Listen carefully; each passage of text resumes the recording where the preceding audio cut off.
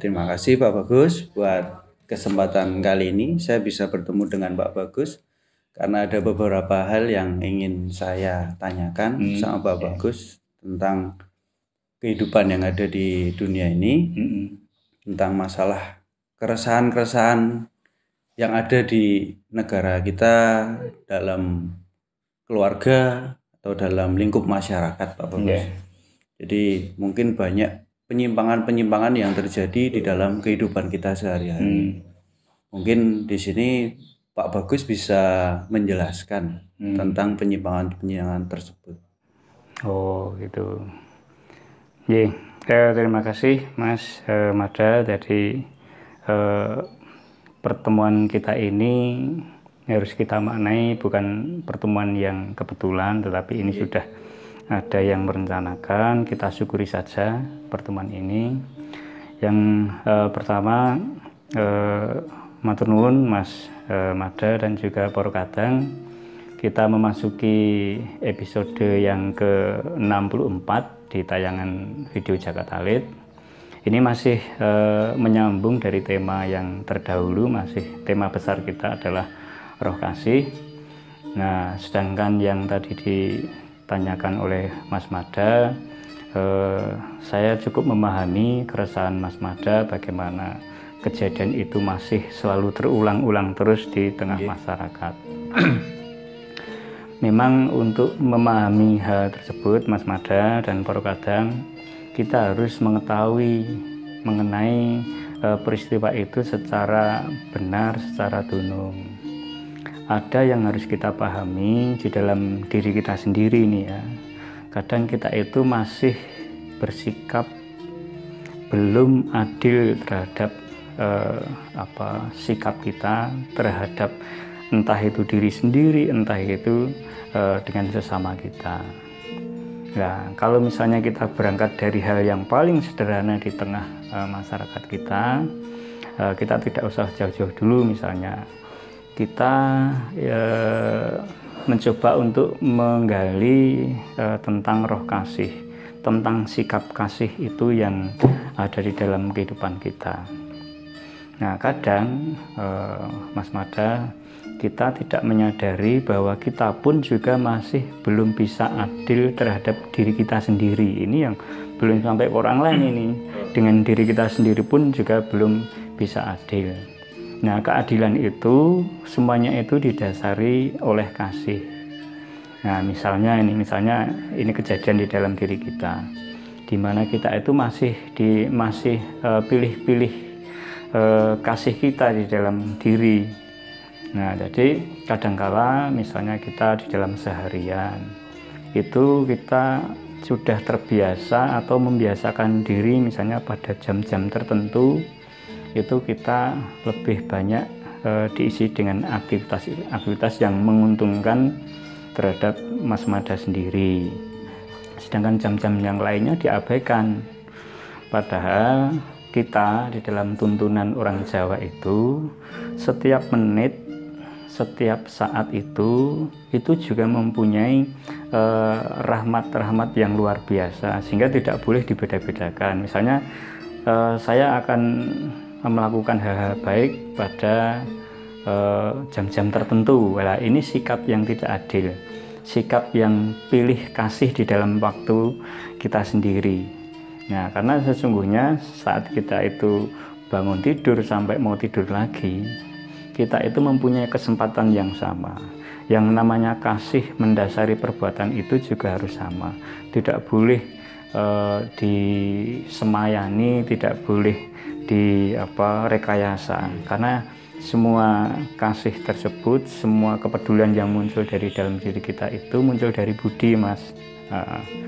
Jadi itu salah satu ketidakadilan kita di dalam kasih di dalam diri sendiri.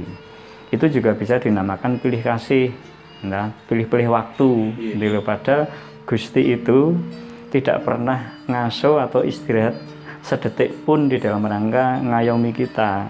Nah, sementara kita itu memilih-milih di dalam melayani terhadap sesama.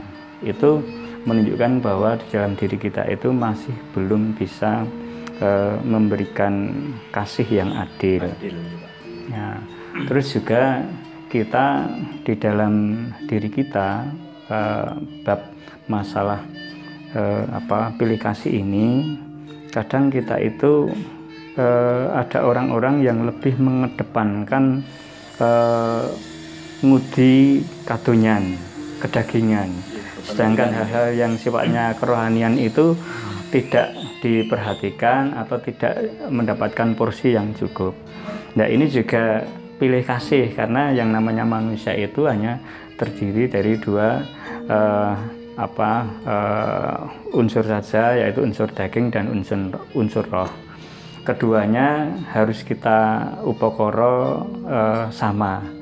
Tidak boleh yang kita upokoro itu dagingnya saja, lalu rohaninya tidak diperhatikan, atau kita upokoro rohani ini dagingnya ditinggalkan. Tidak bisa, harus seimbang. Maka disitulah kita juga tidak boleh memperlakukan kasih itu tidak adil di dalam diri kita. Mas Mada dan Poro Kadang juga harus mengupayakan bagaimana ngupokoro kedagingan Mas Mada dan juga ngupokoro kerohanian. Nah, karena semuanya itu sangat-sangat wajib kita jalankan. Lalu juga Mas Mada, dalam kehidupan kita di luar diri kita, karena kita itu juga belum mampu untuk memahami tersebut secara sepenuhnya, sehingga itu membawa kesalahan di dalam sikap kehidupan kita. Nah, ketidaktahuan kita, ketidakpahaman kita itu akhirnya merembet, mempengaruhi misalnya di lingkup komunitas kecil kita di keluarga. Nah, jadi ada kejadian misalnya Poro Kadang itu yang memang sudah berkeluarga, yang sudah kagungan putra. Kebetulan putranya tidak hanya satu misalnya ya. So kadang entah itu bapak entah ibu itu lebih ada kecenderungan untuk memberikan perhatian lebih pada si mbarep atau si ragil misalnya. Nah, ini juga memperlihatkan peristiwa pilih kasih. Nah, hal tersebut di dalam tuntunan Jawa tidak boleh dilakukan, karena saat kita itu sudah menjadi orang tua, kita harus mempunyai tanggung jawab sepenuhnya dan memberikan keadilan seadil-adilnya, terutama pada anak-anak yang sudah dikaruniakan kepada kita semua. Jadi tidak boleh ada pilih kasih di dalam keluarga kecil kita. Juga ada kalau misalnya kita ini masih lingkup sesama kita ya, itu di tengah masyarakat kita masih mengedepankan perhatian itu pada golongan-golongan yang kita kenal. Ya, jadi misalnya kita mempunyai komunitas, entah komunitas apa itu ya, karena ini sudah kenal, sudah akrab, perhatian itu jauh lebih tertuju ke sana. Sedangkan mereka yang tidak terhubung panjenengan itu juga tanpa kesadaran apapun kita juga tidak memiliki kepedulian di sana. Nah, itu juga menunjukkan bahwa kita masih cenderung pilih kasih di sini. Nah, pilih kasih yang dikasih itu cenderung yang mengenal kita. Nah, inilah yang juga menjadi hal yang tidak baik di dalam langkah dan laku rohani kita. Jadi yang namanya kasih itu harus adil. Tidak boleh mengedepankan dumeh aku kenal, dumeh kuwi sedulur, dumeh itu kita itu berkegiatan di sana. Jadi yang namanya kepedulian itu harus sungguh-sungguh diberikan secara tulus dan ikhlas tanpa melihat apapun latar belakangnya. Itu juga kejadian di tengah masyarakat kita. Juga kalau kita lebih luas lagi di tingkat kenegaraan kita. Jadi seringkali kebijakan pemerintah itu cenderung memihak sebelah. Nah, ini banyak sekali kebijakan-kebijakan yang akhirnya juga berdampak di masyarakat kita, itu tidak baik hasilnya. Ada yang kita bisa memahami di negara kita itu ada yang golongan bawah lah. Golongan bawah ini orang-orang yang masih mungkin belum berkecukupan secara ekonomi, ada juga yang mungkin bentangnya terlalu jauh, ada si konglomerat, ada si kaya di sana. Banyak sekali kebijakan-kebijakan itu yang berpihak. Nah, sehingga inilah yang harus kita benahi, harus kita benake, tapi kita juga tidak akan mungkin bekerja sendirian untuk membenahi itu semua. Kecuali memang kita itu mempunyai niat dan kita bangun dari dalam diri kita sendiri untuk memahami, untuk mengerti bahwa di dalam hidup ini tidak boleh sekalipun kita pilih kasih. Nah, itu di lingkup sesama kita, Mas Mada dan Poro Kadang. Yang lucunya, kita sebagai umat beragama, umat yang dikenalkan oleh negara ini supaya menjadi umat yang bertuhan, tetapi kenyataannya kita masih tidak memahami, seolah-olah kasih itu hanya diberikan kepada manusia saja, sehingga kita kadang terhadap makhluk saudara kita, tumbuh-tumbuhan, pohon, hewan-hewan ini kita tidak ada rasa sedikit pun di sana. Asal kita tidak suka ya pras-pras saja. Misalnya Mas Mada misalnya punya kebiasaan atau kesenangan untuk memelihara hewan misalnya, yang dikasih hanya peliharaan-peliharaan yang menurut Mas Mada disukai, sedangkan yang tidak disukai ya mungkin malah non sewu dipisu-pisui atau mungkin disingkirkan. Padahal makhluk-makhluk seperti itu oleh Gusti itu juga diciptakan tidak kalah sempurnanya dengan panjenengan, karena semuanya itu adalah makhluk yang benar-benar diciptakan sudah baik adanya. Jadi manusia itu lebih memilih kasih misalnya di dalam hewan, misalnya lebih menyukai si kucing daripada menyukai coro. Nah, padahal kucing sama coro itu sama-sama sempurna karena memang berbeda fungsinya. Nah, tetapi ini menunjukkan perilaku kita bahwa kita itu belum memahami kehidupan ini secara baik.